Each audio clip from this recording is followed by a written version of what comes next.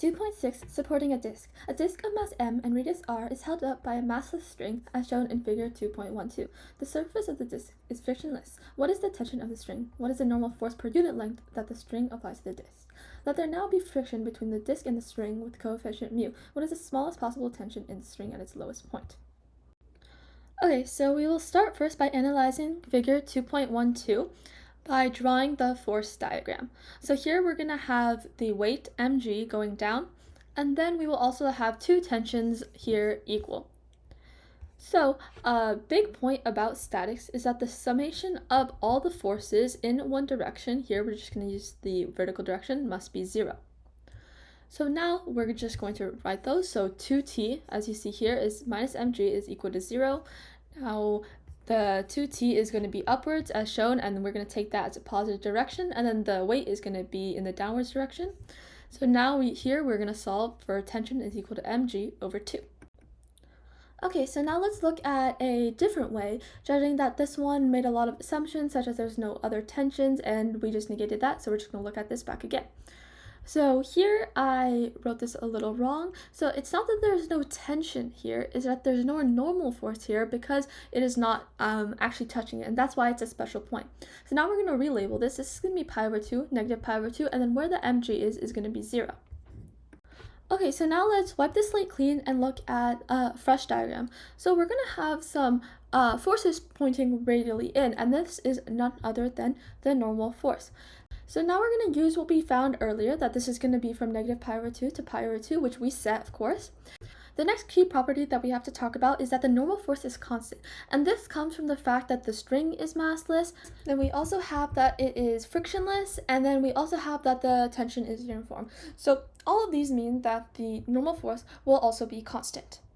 Okay, now we have to look at the major goal of this. This is to get the summation of all the forces in the y direction are 0. So now we have to see what are the components of Fn.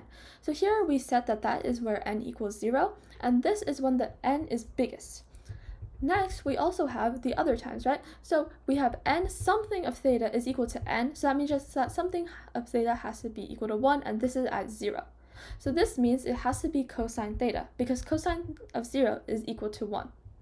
And this is the upward direction, or the one with Fy. And here we're taking the positive direction to be upwards. Okay, so now we have to add up all these little dn's, or the tiny normal forces. So we have our bounds, negative pi over 2 to pi over 2, which we also set, and then here we have our force, and we of course have our d theta.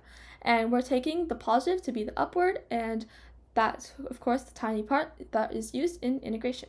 And we find that this is equal to 2n once you evaluate it.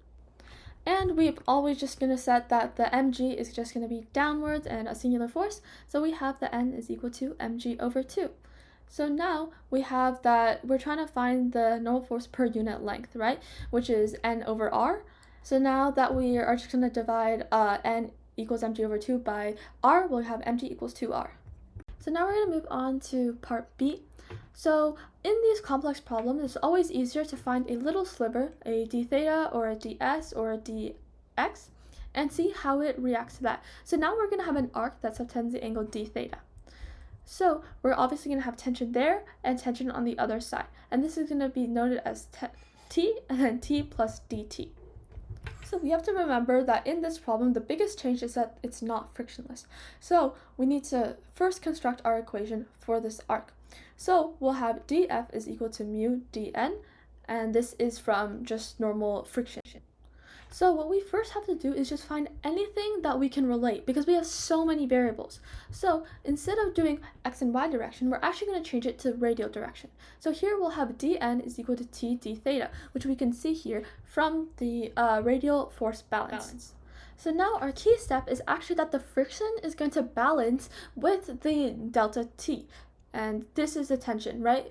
We had two different tensions. We had t and then t plus dt. So we have a dt left over. And this is going to balance with our friction, which we already said was mu dn. We also said that dn is equal to t d theta. So now we're just going to plug all that in, and we get dt is equal to mu t d theta. So now what we will do is we will separate the variables and then integrate. But before we do that, we need to set the bounds. So we're having t low to t high and then 0 to theta. So this gives you t high equals t low e to the mu theta, which is the capstan equation. However, this is more of a general equation, right? So now we have to contextualize this to our system. Now let's just look at what we've already established before. So now I'm just going to input all the forces and the angle measures that we found as that relates to the capstan equation and just look for the pi over 2. So now we're just going to put the t pi over 2 so we can find t low, which is going to be t of 0. So given our diagram, we have t of pi over 2 is going to be equal to mg over 2, and then we're just going to plug this into our capstan equation to find t of 0. So once plugging that in and solving, we have that t of 0 is equal to mg over 2 e to the negative mu pi over 2.